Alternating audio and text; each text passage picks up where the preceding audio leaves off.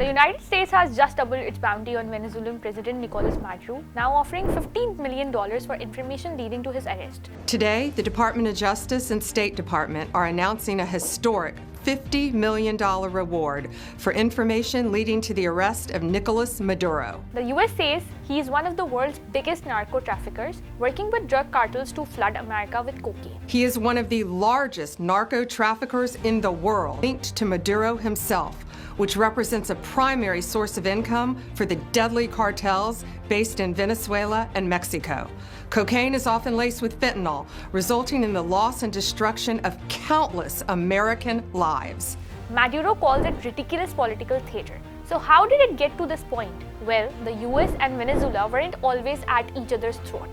Washington recognized Venezuela's independence back in 1835. For decades, relations revolved around trade. Then in the early 1900s, oil was discovered and everything changed. Venezuela became a major oil supplier to the US, especially during World War II. American companies invested heavily, and for much of the 20th century, the two countries were close economic partners.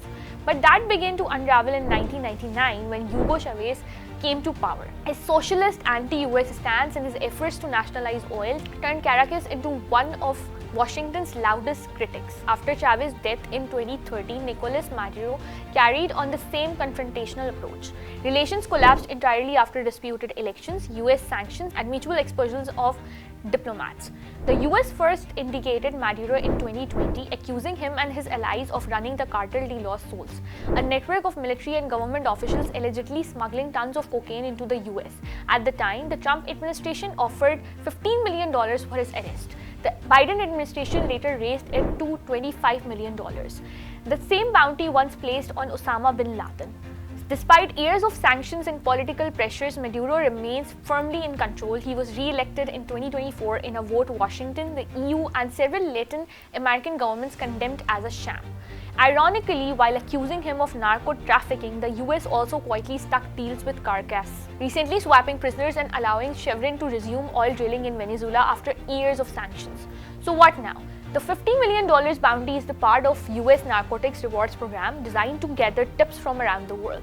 If someone provides information leading to Maduro's arrest and conviction, they could claim the money. But here's the catch: Maduro doesn't travel to countries that might extradite him, and Venezuela has no extradition treaty with the US. In practice, the bounty may be more of a political signal than a realistic plan to see him in a US courtroom anytime soon. For more, subscribe to DawnNews English.